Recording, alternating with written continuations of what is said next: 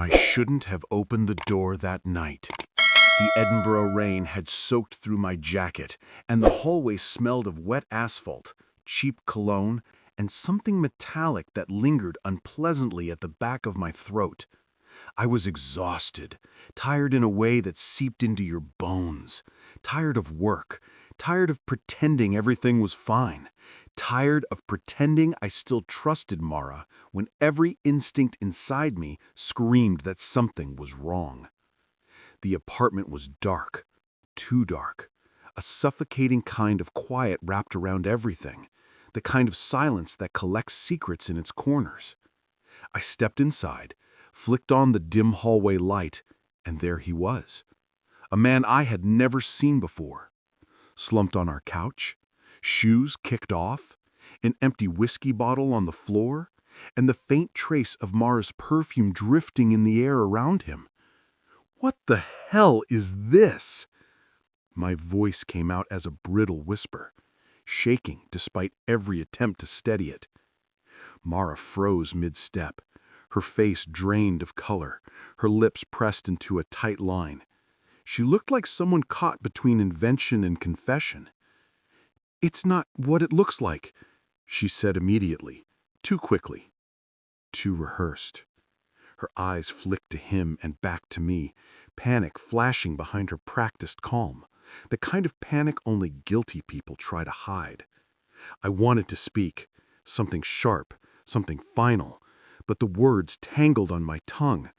My heart pounded so loudly I could barely think. My mind scrambled for explanations, excuses, anything that made this less than what it appeared to be. But even as I tried to convince myself, the truth pushed through the cracks. "He's drunk," she finally said, her voice trembling. "He couldn't get home. I didn't want him driving." My chest constricted. Just because he was drunk, the phrase tasted like acid. "And you just let him stay on our couch at 2 a.m, I asked, the disbelief cutting through every word. She swallowed. Her hands shook. "Nothing happened, Lucas, I swear. He was just tired. I didn't want to be rude." I laughed, a short, cold, hollow sound that startled even me. "Rude? That's your explanation? You call this being polite? Letting a stranger sleep on our couch in the middle of the night? You call me a fool for trusting you, and you call that nothing?" Her lips trembled. "Please, I didn't. The sentence died on her tongue, and the silence that followed pressed against the walls, thick and accusing. The refrigerator's low hum felt like a heartbeat.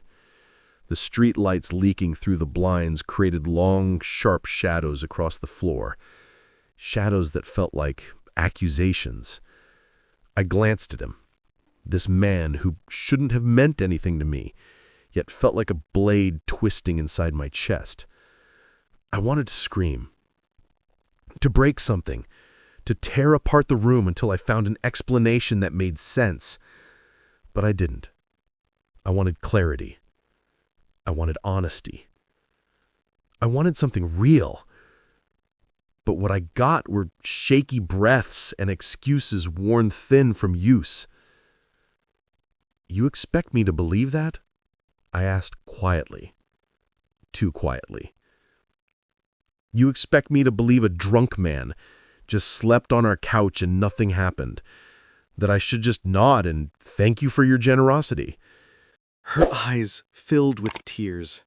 She knew I didn't believe her. She knew this time the performance wouldn't save anything. "He didn't do anything, I swear," she whispered. I exhaled slowly, gripping the doorframe to anchor myself. "You're lying," I said. "I don't know why, and at this point, I don't care. But lying to me, that's the betrayal, not the act, the cover-up.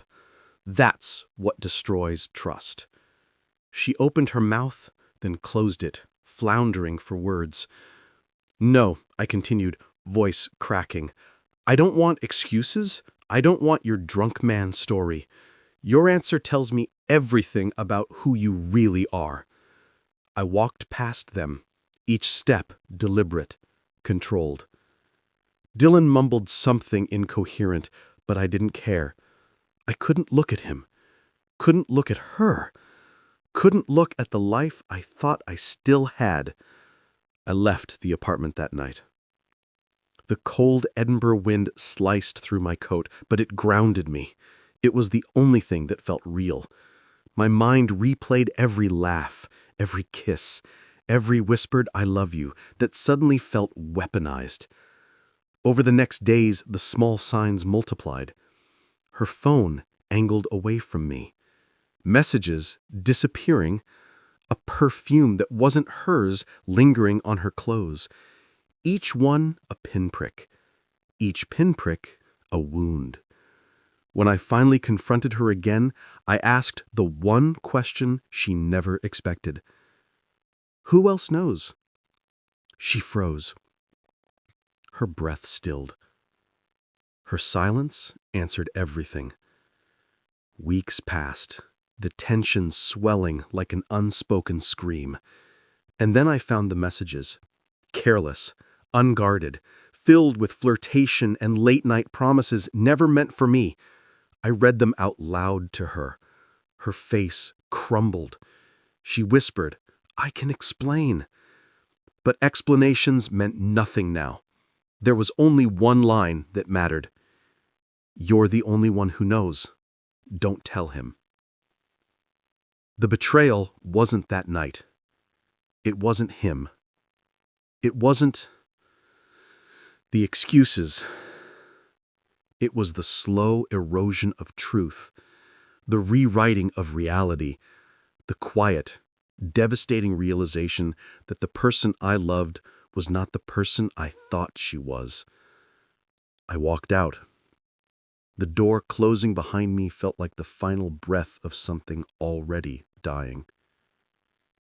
And to my YouTube audience, if this story gripped you, if the tension and raw emotion hit you deeply, help me reach our goal of 5,000 subscribers.